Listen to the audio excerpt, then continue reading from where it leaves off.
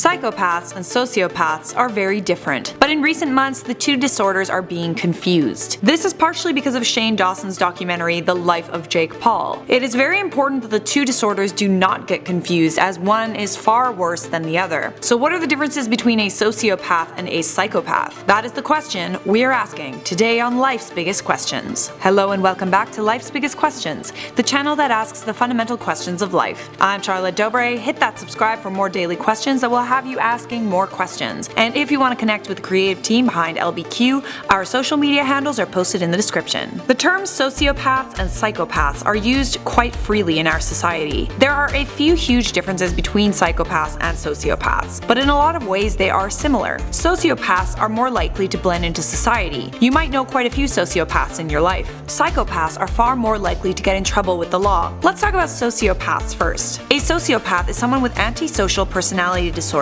You can only be diagnosed as a sociopath after age 18, but all of the following traits must be present by the age of 15 for the diagnosis. Sociopaths violate the law repeatedly. They are skilled at lying and deception. They show signs of physical aggression, and they have a reckless disregard for the safety of themselves and others. Sociopaths often show a lack of remorse for others and show consistent irresponsibility in work and family environments. Some famous examples of sociopaths include John Wayne Gacy, who was a local hero that won Man of the Year in his city. He would entertain children as a clown at birthday parties and was beloved by his community. But Gacy was also a murderer who murdered and sexually abused 32 men and boys and hid them under his house. Serial killer Ted Bundy was also known for being extremely charming, attractive, and manipulative. He killed 30 victims across the United States. Jeffrey MacDonald was a medical doctor, an officer in the Green Berets, and a family man. He was a husband and had 2 daughters, but he was a narcissistic sociopath who murdered his pregnant wife and unborn child. And Jeffrey Dahmer, aka the Milwaukee Cannibal, who raped,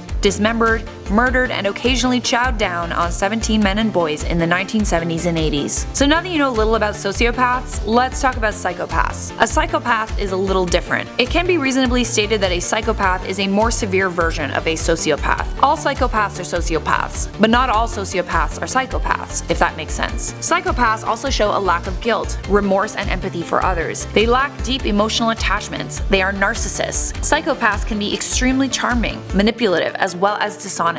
It's possible for psychopaths to maintain control over their emotions. They display little to no emotion even under circumstances where the average person might become horrified or threatened. A psychopath does know the difference between right and wrong, but they take reckless risks while knowing that they're doing something wrong. The key is psychopaths don't care that they're doing something morally wrong or displaying morally wrong behavior. Some famous examples of psychopaths include Ed Gein, Norman Bates from Psycho, Leatherface from Texas Chainsaw Massacre, as well as Buffalo Bill were all characters that were based on Ed Gein. Gein was also called the Butcher of Plainfield. He was a grave robber who would collect women's bodies and use their remains to decorate his farm and make items of clothing. Jack the Ripper, who killed prostitutes in the late 1800s, removed their organs and put them on display on the street. The Zodiac Killer, who would reach out to media outlets with codes and riddles about his murders. Vlad the Impaler, 15th century ruler of Transylvania, whose favorite torture method was impalement. It's estimated that he impaled roughly 20,000 people and killed 80,000 in total while in power. Elizabeth Bathory, a Hungarian countess who murdered 600 young women and drank and bathed in their blood in an effort to steal their youth. And Charles Manson, who used psychopathic manipulation to create a cult following in the 1960s. He convinced his biggest admirers to commit murders of celebrities. Many also classify Ted Bundy as a psychopath and sociopath because, as I said, all psychopaths are also sociopaths. Around 93% of psychopaths are in the criminal justice system, so it's important to not get the two confused. It is entirely possible for sociopaths to form emotional bonds with other people, like family members. Psychopaths can't form emotional bonds with anyone. Sociopaths might not feel bad about hurting someone they don't know,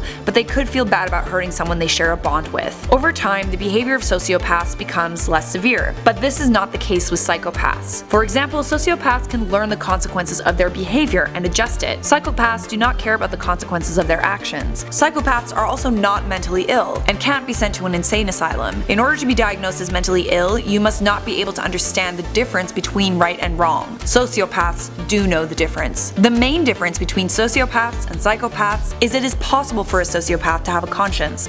It is impossible for a psychopath to have a conscience. Well, there you have it. For now, I'm gonna wrap up this video by responding to some of your comments from my last video, is vaping better than smoking? Emar said, what about smoking alcohol? 10 out of 10 would not recommend. Thomas D said, call me old fashioned, but I like oxygen.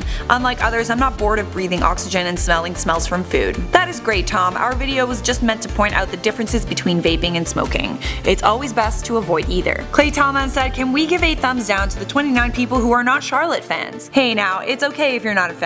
Can't please everybody. Danielle said, I love this background music. It always gets me right in the mood for learning some hardcore facts. I'm so pumped to learn facts right now. Quality tunes. Well, thank you very much. I'm glad you enjoyed the music, Danielle. That is all for this episode of Life's Biggest Questions. If you want to continue watching, there's a playlist that's currently clickable on your screen. And obviously, if you like this video or you learned something today, hit that like, subscribe, and notification bell, and I will see you in a future episode of Life's Biggest Questions.